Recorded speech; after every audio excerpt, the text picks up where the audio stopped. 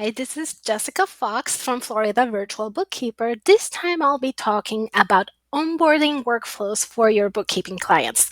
Last time we had talked about lead management, how to process the prospect and close the deal. Now, congratulations, they said they want to work with you. Now what? You need to onboard them. This is a critical step before you can start to provide your bookkeeping services, and it sets the tone for the relationship. So you want to make sure that you have a consistent and comprehensive process so that your client can be reassured that they're dealing with a professional that is organized and that knows what they are doing. So this is a sample of my workflow in 17 hats. This can be done in any project management software. It can be done in Excel. You can even do it in old-fashioned pen and paper, but it is important to have a checklist somewhere so that you don't accidentally forget to do any steps. Something that has happened to me in the past before I documented my onboarding workflows is I will forget to set up the recurring payments. And that's important. You want to get paid. And because I am so busy, I am getting the work done. I forgot to set the recurring sales receipt. And thankfully, I noticed within a few days. But imagine if I had been too busy and not really keeping track of my cash flow. I did not want to work for free. So, this is why the workflows are very important, because it makes sure that all your I's are dotted and all your T's are crossed. You won't forget anything. So I have two separate workflows for onboarding in 17 hats. One is for recurring service, like monthly or weekly bookkeeping services. The other one is for one-time projects. This could be training, consulting, setting up books, things like that.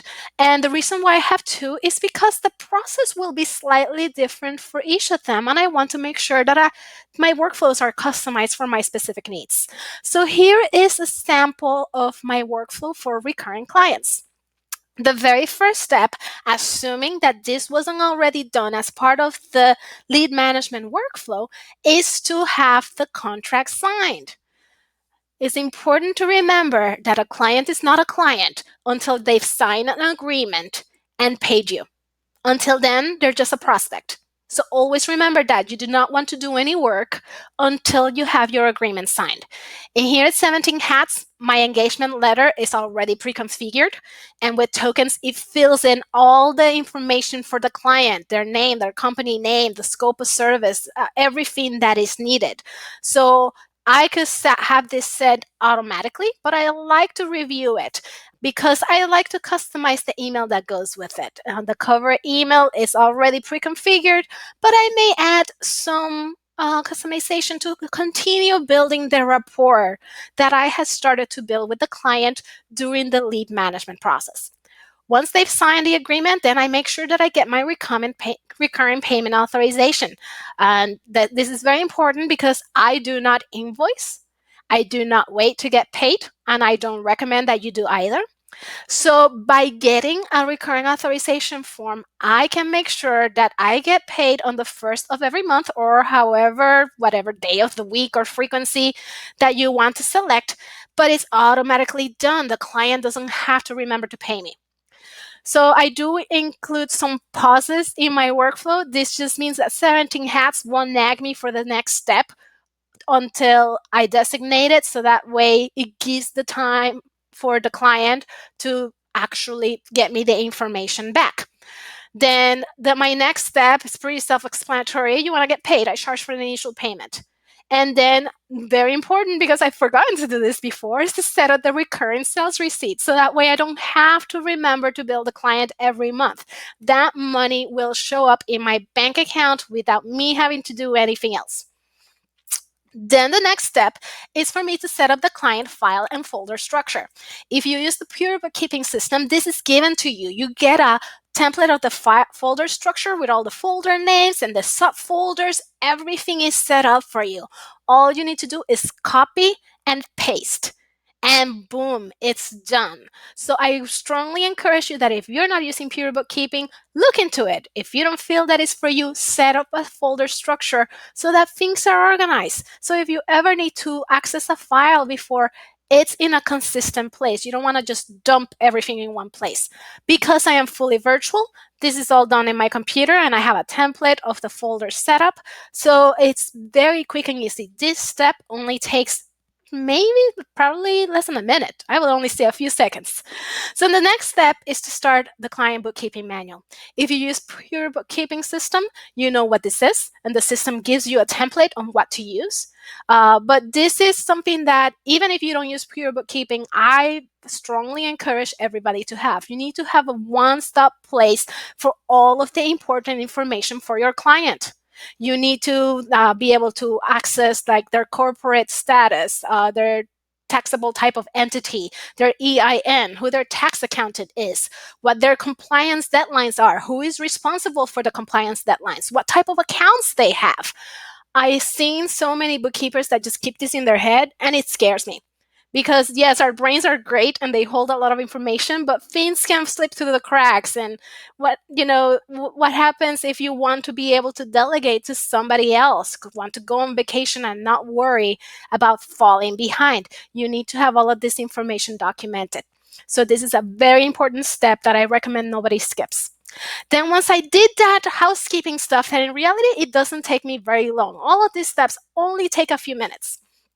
Then I am ready to send the getting started email. That's not the subject that the client sees. That's just what I name it in my workflow so that I know what it is. The email is already pre-configured. I only need to tweak it for the specifics for the client, and it would include everything that you need to be able to start working on the file. For example, it could be instructions for how to access their accounting software. Normally, by this stage, I would have already have access to their books, but if I didn't, this is where that will come in. Access to their bank statements, setting instructions for how to set up their document management apps like HubDoc, Bank, whatever you're using. Any additional items that you may need to be able to set up their books or start doing the work, like copy or their last tax return, things like that. A word of caution about this email is you do not want to overwhelm your client. Your client, most likely one of the reasons why they hire you is to make their life easier. And it can be easier for us to send a wall of text with a really long list. This is everything that I need. And your client is probably going to freak out or ignore it or only get you part of it.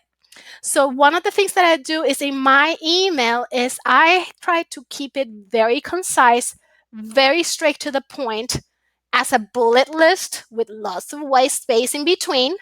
Any details that are extra, like, if I say, give me accountants access to your books, I include a link for the instructions on how to do that rather than including the instructions in the email, because if they have to scroll too much, if they see a wall of text, chances are you're not going to get everything that you need.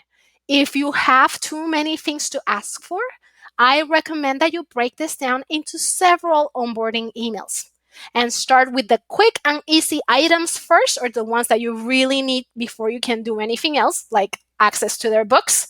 And then follow up with the harder ones, the ones that they may need to do research on or have to file documents for, or that they may need to call somebody else for. And that can make that onboarding experience more smoothly for both you and your client. I do have another pause waiting for the client to get me that information, and then I have to verify that I have received everything and nag them for missing items. And I don't actually nag them. This is just my internal language. My client doesn't see that in any of the emails or the conversation, but you want to make sure that you got everything that you needed. And then this is something that I see other bookkeepers that struggle. They start doing the work and then they realize they don't have all of the information. So you want to make sure that this is part of your onboarding before you go into your fulfillment stage, to make sure that you don't have any bottlenecks or slow down. I do have an email template for the nagging, and it's very friendly, more along the lines of, oh, I know that you're busy, but I am very excited and looking forward to get your books on track. Here are the things that I am still missing. And I do always encourage at the bottom, if you have any questions or concerns, let me know, because sometimes a client may not get you something just because they may not understand why you need it. I've had some clients not give me the tax returns And come to find out, it's because they're like, well, the taxes are already filed. What do you want that for? And that gives me an opportunity of showing my value when I explain to them that, well, I need your previous tax returns to make sure your beginning balances are accurate and your books tie back to your tax return, which is very important if you're EBITDA audited. And then they see, wow, this bookkeeper really knows what she's doing. She's on my court. She's looking out for me. Here's my tax return. So after I get all of the information, I review and configure the chart of accounts. If you're setting up books from scratch, the Pure Bookkeeping system gets you a chart of accounts that is ready to import. But if your client already has sets of books, you will want to review their chart of accounts to make sure that it's usable. I've seen some chart of accounts out there that are not good. They need cleaning up. Plus, you may need to create new accounts or rename some existing ones to really serve your needs and serve the reporting needs of the client. So if you use Pure Bookkeeping, the system tells you specifically what those accounts are, what it should look like.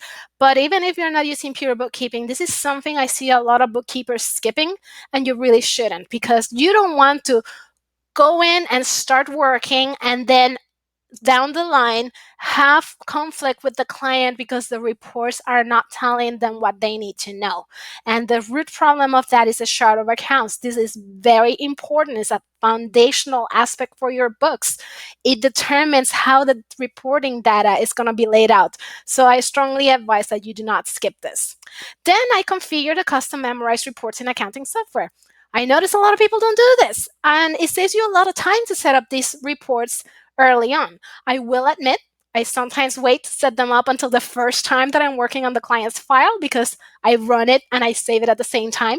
But you do want to have those reports set up for future use so that you can have the consistency in all of your reporting following the same format, and it saves you time. Why would you want to spend more time doing stuff that's necessary?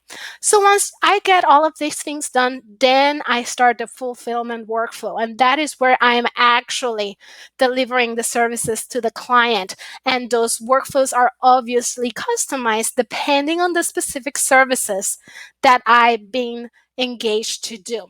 So I hope that this information is helpful. If you have any questions or concerns, I am only an email away. My email is jessica@floridavirtualbookkeeper.com.